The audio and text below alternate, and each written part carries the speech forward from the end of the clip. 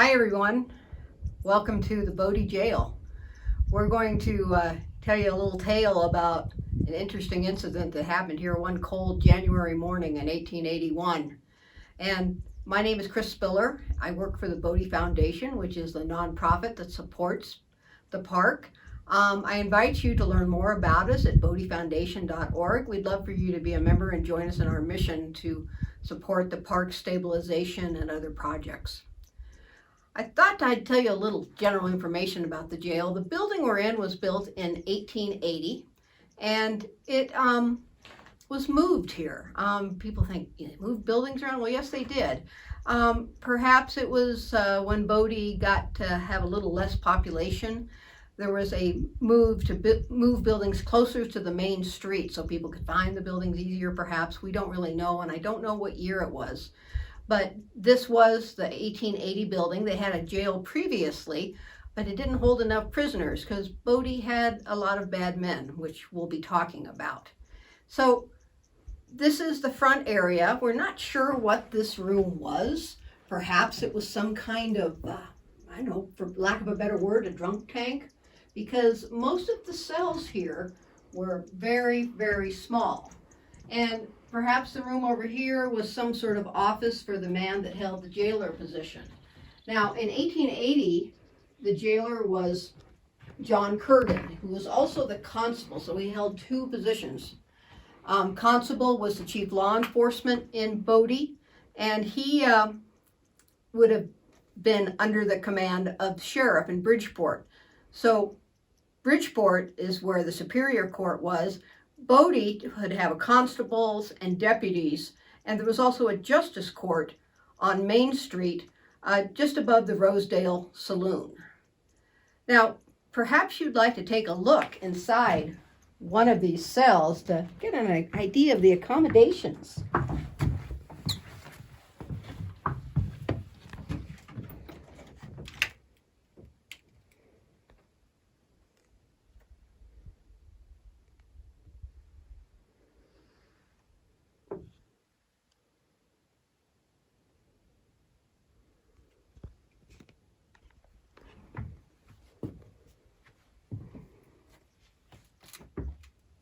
Bodie, of course, was known for bad men, frequent shootings, brawls, and unofficial target practice, especially in the areas around the 60-plus saloons, gambling halls, opium dens, and red light districts.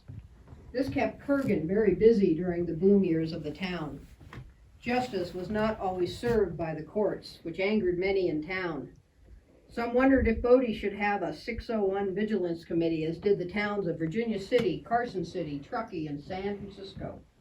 According to researchers in Virginia City, the 601 name was borrowed from the group that originated in San Francisco.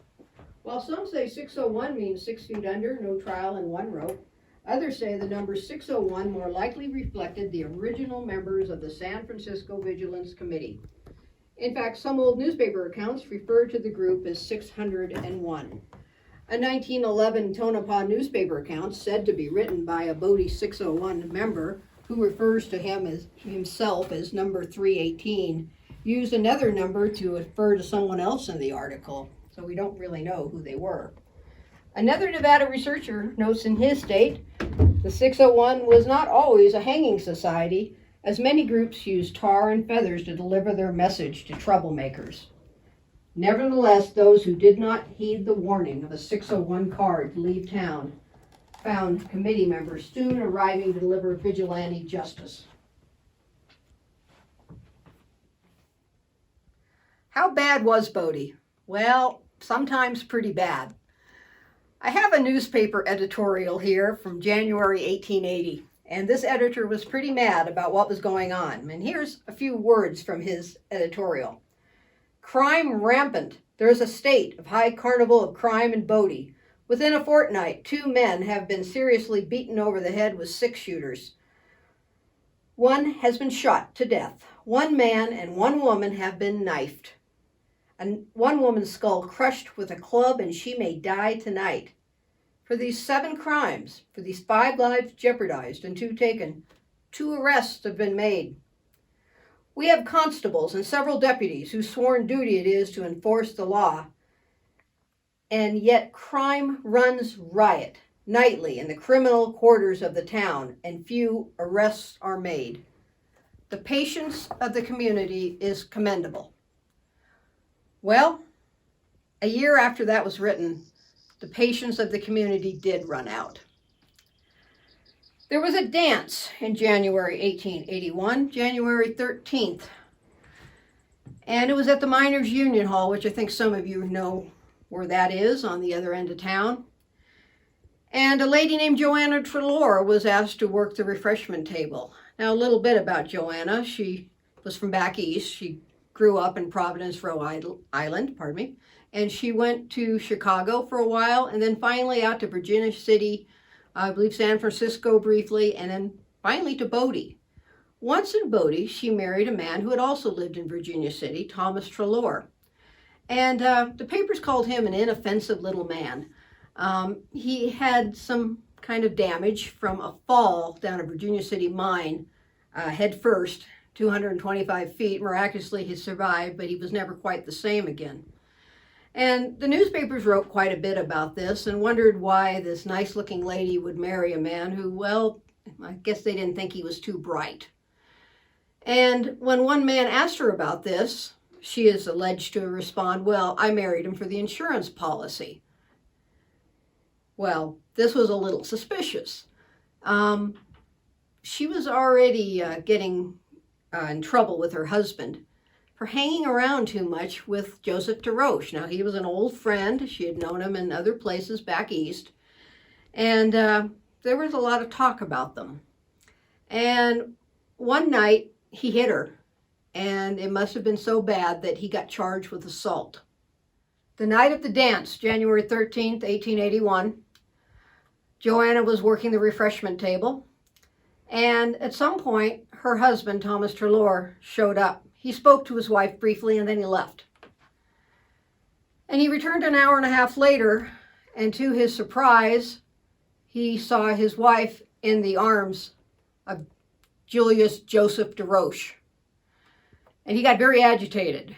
He even told the doorman, I told my wife not to dance with that man. And the doorman said, hey, don't cause a problem here. And at some point, DeRoche and Trelor talk. And then they both came back in, and then Trelor left. He comes back toward the end of the evening, and he's looking around for his wife, and the story is rather unclear here. We don't know why he didn't find her. But he goes walking out again to the front of the Miners' Union Hall, headed toward Main and Low. And the two men are talking. And witnesses observe them walking off, and they're kind of watching them. And at the corner of Main and Low, Joseph DeRoche pulled out a gun and shot Thomas Trelor in the back of the head in front of these witnesses. They immediately seize him and say, why did you kill that man? And he said, he jumped me, didn't you see? Well, the witnesses had not seen that at all. And they took him into custody. They got the deputy there. And they took him down to the jail here at first. But there's a lot of angry people in the streets. And so a couple of deputies come to retrieve him. One of them is Joe Farnsworth. And he said, what are you doing? Are you going to hang me? And they said, no, we're trying to save your life. And they take him over to the standard boarding house where Joe Farnsworth had a room. They shackle him. And then Farnsworth talked to the prisoner for a while, and then he fell asleep rather quickly in a chair. Kind of unusual. They found out later that Joe Farnsworth had been drinking. The next morning, a nervous Kurgan is sitting here waiting for Farnsworth to bring the prisoner back at the appointed time. As the time passes, he gets more nervous. Finally, he goes to Farnsworth's boarding house. He walks in, finds the prisoner gone, and Farnsworth asleep. Well, of course, soon the town's in an uproar. Farnsworth is blamed for being a drunkard and letting the prisoner escape. He flees town. Finally, they find Julius Joseph DeRoche about 8 miles away at a wood ranch. They bring him back to town. He goes into the courtroom on Main Street, and he's assigned an attorney. And then, taking no chances, they bring him back here to the jail. And he probably got a good meal here. Kurgan was known for serving very fine meals to his prisoners. And the evening goes on, it gets dark. And a little after midnight, Kurgan hears voices. And if he had looked out this window, he would have had a really great view of Main Street. He would have seen a few hundred armed and masked men walking down toward the jail. But now they've surrounded the jail. They're here, and they're shouting, "DeRoche, bring him out. Hurry up now." So you're Kurgan, what are you going to do?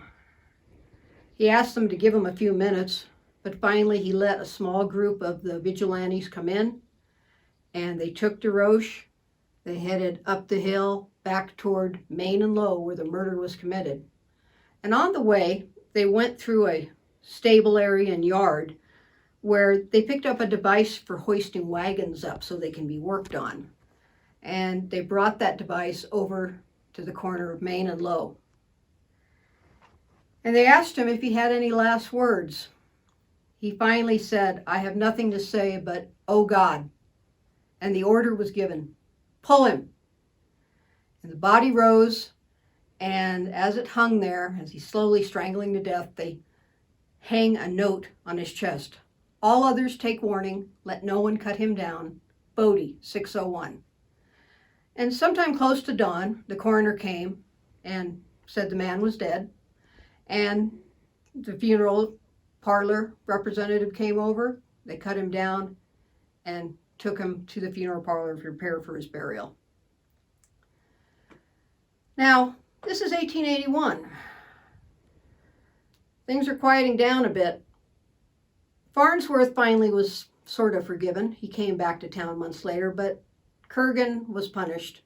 He lost his position as jailer.